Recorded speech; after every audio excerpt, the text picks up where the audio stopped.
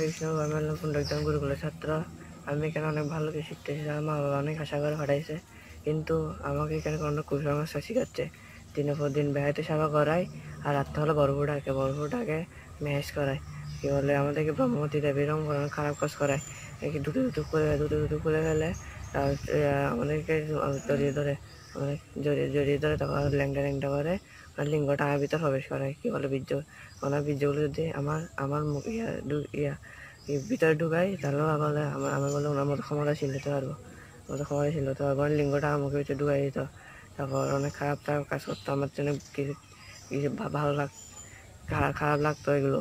আমার ওনার লিঙ্গটা আমার মুখের ভিতরে ঢুকাই দিত। আমি কষ্ট পেতাম অনেক, আমার পিছন দিয়ে ঢুকাই দিত, কিন্তু আমার অনেক কষ্ট পেতাম। আমাকে এরকম ইয়াতে মুক্ত করুন, খারাপ কাজ থেকে মুক্ত করুন। হরে কৃষ্ণ। হরে কৃষ্ণ। তুমি কেমন আছো? আমি ভালো আছি। তোমার নাম কি? অর্পণ। আচ্ছা, তুমি সাম্প্রতিক আমাদের একজন ইসকন চট্টগ্রামের গৃহস্থ কাউন্সিলের একজন প্রধান সদস্য বলরাম করুণা প্রভুকে তুমি কিছু অভিযোগ দিয়েছ, যে লিখিতভাবে এবং ভিডিও আকারে দিয়েছ। এবং আমরা দেখেছি যে এই শরণাগতি প্রভু এবং ভক্তি ত্রিভঙ্গদার গোস্বামী মহারাজ, চারুচন্দ্র প্রভু, এদেরকে তুমি তোমার সাথে কৃষ্ণ প্রভুর সাথে কোন ধরনের শারীরিক নির্যাতন করেছে তোমাকে, সেই বিষয়ে তুমি কিছু কথা বলেছ। হ্যাঁ, আমি তোমাকে কিছু প্রশ্ন করব, তুমি সত্য কথাগুলো বলবা, ঠিক আছে? তুমি কি শারীরিক ভাবে সুস্থ আছো? হ্যাঁ। মানসিক ভাবে সুস্থ আছো? হ্যাঁ। আচ্ছা, তুমি গুরুকুলে কখন থেকে জয়েন করেছো? 2017। 2017 নাকি 16? 17। আচ্ছা। তো চিন্ময়কৃষ্ণ আসলে অ্যাকচুয়ালি ঘটনাগুলো আমাকে বলো তো, যে চিন্ময়কৃষ্ণ বাবু তো একজন ব্রহ্মচারী এবং পুনরুদ্ধামের অধ্যক্ষ। তোমার সাথে কি ঘটনা হয়েছে?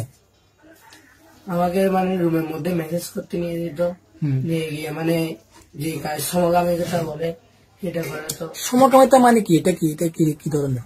যৌন কাজ বলে। কিভাবে করতো? বলতো যে এদিকে এটা একটু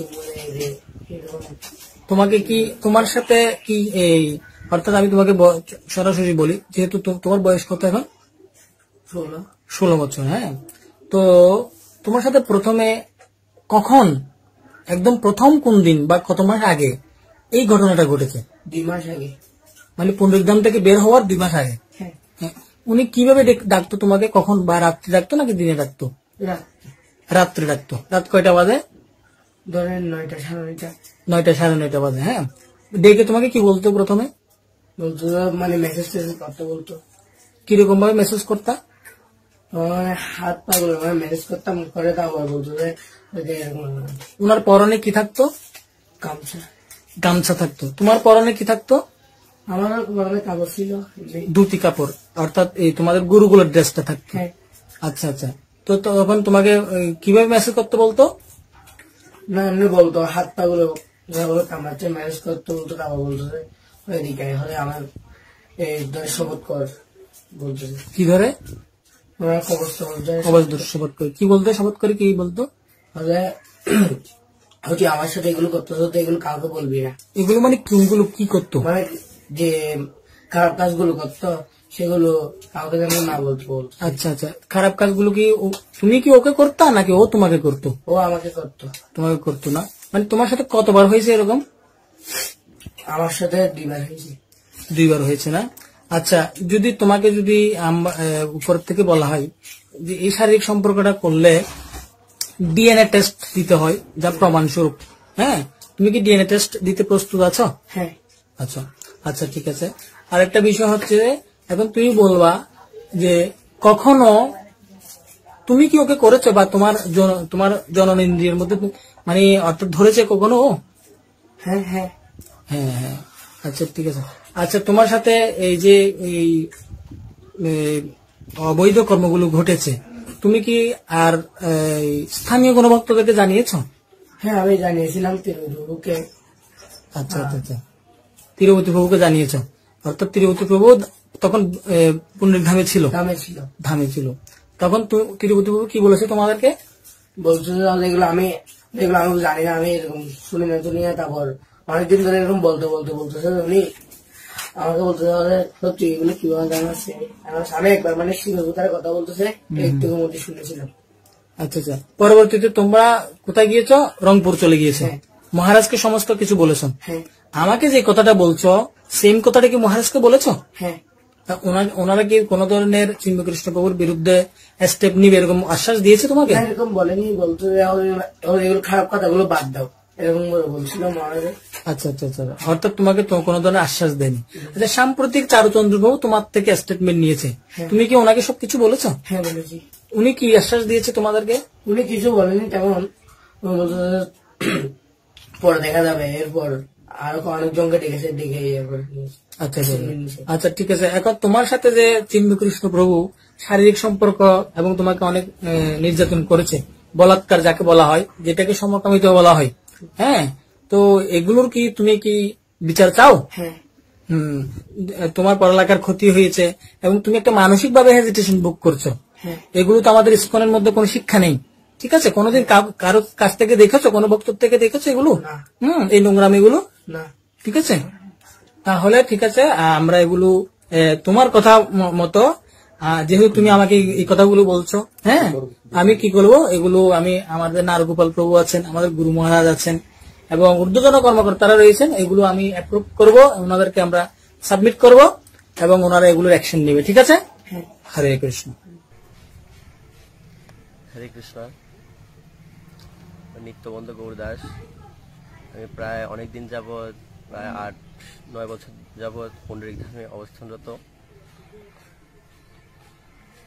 এই যে ধামের মধ্যে এত সমস্যা চলছে, যে বিষয়গুলো আগে থেকে মানে চলে আসছে, বাট এগুলো নিয়ে মানে তদারকি করতাম না, বা এই বিষয়ে কিছু বললেও বা কাউরে বলার মতো সেরকম গিয়েছিল না। কিন্তু হঠাৎ আমি কিছুদিন যাবো আবার দেখতেছি কি অতিরিক্ত ছেলেদের উপর নির্যাতন হচ্ছে, বা মাঝে মাঝে এমনই দেখি ওখানে অনেক ধরনের মানে গন্ডগোলও চলছে ধামের মধ্যে।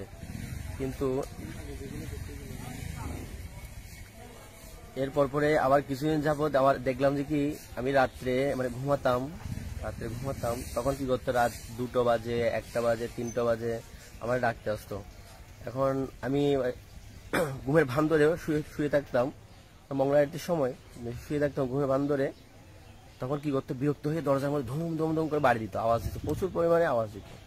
উঠতাম না আমি, তারপর আসে ডেকে আমাকে নিয়ে যেত, নিয়ে গিয়ে বলতো কি মেসেজ করার জন্য বলতো, মেসেজ করতাম। এরকম করতে করতে অনেকদিন মানে মেসেজ করতাম। এবং হঠাৎ আরেকদিন আমাকে ডেকেছে, বাট আমি যাইনি বিদায় তখন থেকে সে আমার উপর খুব মানে রেগে আছে। হ্যাঁ, চিন্ময় প্রভু আমার খুব রেগে আছে, আমি কেন যাচ্ছি না।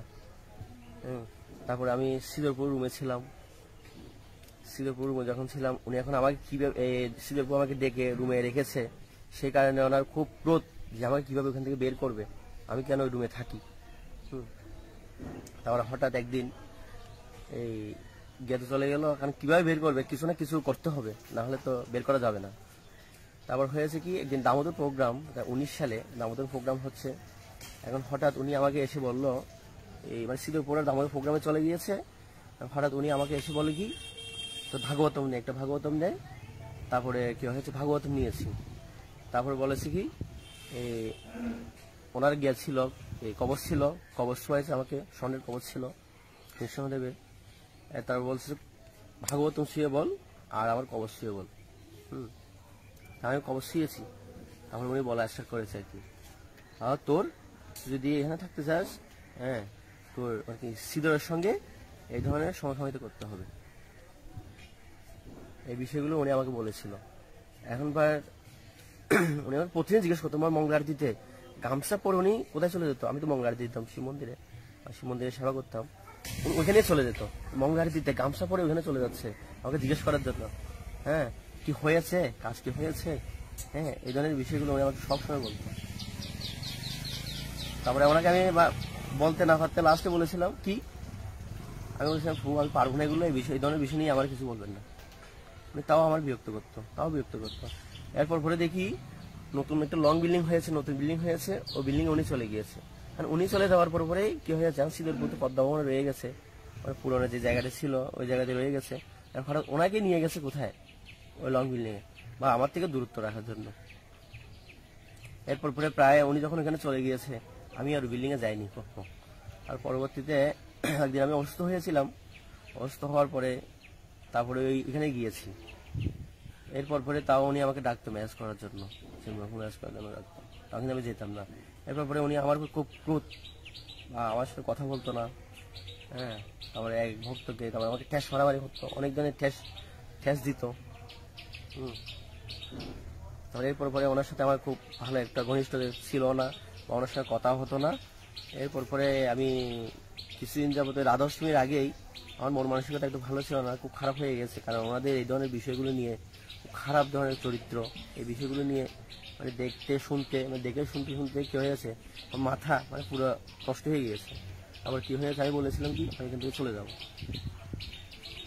তারপরে আমি বলছি আমি রাধাষ্টমী পরেই চলে যাব, এরকম বলে রাধাষ্টমী গেল। এরপর আমি ছিলাম। এর মধ্যেই দেখি অনেক ধরনের সমস্যা, এই যে গুরুকুলের বাচ্চাদের উপর যে নির্যাতনগুলো হচ্ছে, হ্যাঁ জঘন্যতম অপরাধ কিন্তু এগুলো সমস্যাগুলো। এই যে গুরুকুলের এতগুলো ছেলে বা নিউ ছেলে, অনেক ছোট ছোট ছেলে, এদের উপরে যে এত ধরনের নির্যাতনগুলো হচ্ছে, হ্যাঁ এগুলো ধামের কোনো একটা ভক্ত লক্ষ্য করলেও কিন্তু এরা কি করে না, হ্যাঁ এগুলোর উপর কোনো জোর দেয় না, ওরা চেয়ে থাকে। কারণ ধর্মের মধ্যে যে ভক্তগুলো আছে ওগুলো হচ্ছে পদের লালসায় সবাই ওরা মোহিত হয়ে গেছে, ওদেরকে পদ দিবে, হ্যাঁ একজনকে প্রেসিডেন্ট বানাবে, একে সেক্রেটারি বানাবে ধামের, হ্যাঁ সবাই এই বিষয়গুলোর প্রতি কি হয়ে গেছে, মোহিত হয়ে গেছে। এই কারণে এই ছোট ছোট বাচ্চাদের উপর এত নির্যাতন চলতেছে। হ্যাঁ ওরা কোনোই কিছুই বলে না। এই যে ছোট ছোট বাচ্চাদের উপর কি হয়েছে, আর বাচ্চাগুলো ধামে দিয়েছে কি জন্য, লেখাপড়া করার জন্য। আর পরিবারে ওরা মা বাবা সহ্য করতে পারতেছে না বিদায় ওদের দুষ্টমিগুলা, এ কারণে দিয়েছে কি গুরুকুলে ওরা ভালো করে শিক্ষা লাভ করবে। এখন এখানে আসার পরে ওদেরকে যদি যে জায়গায় শিক্ষা লাভ দিবে সে জায়গায় ওদেরকে যদি বেকারিতে সেবা করায়, হ্যাঁ বেকারিতে সেবা করাচ্ছে, মানে সারাদিন সকাল 6টা থেকে সন্ধ্যা 6টা 8টা 9টা পর্যন্ত সেবা করায়। এরপরে ওরা রুমে যাচ্ছে, মানে ওদের কাছ থেকে আমি যেগুলো শুনেছি সেগুলো বলতেছি। ওরা রুমে যাচ্ছে, এরপর রুম থেকে গিয়ে কি হচ্ছে দেখে নিয়ে আসতেছে, আবার কোথায় চিন্ময়পুর রুমে দেখে নিয়ে এসে কি করায়, মেসেজ করায়। তারপরে ওখানে নানা ধরনের কথা বলে, খারাপ কথা, যে এই ধরনের কথা বলে যে ওদের কাপড় খুলে ফেল, হ্যাঁ এগুলো কাপড় কিছু বলবি না, এই ধরনের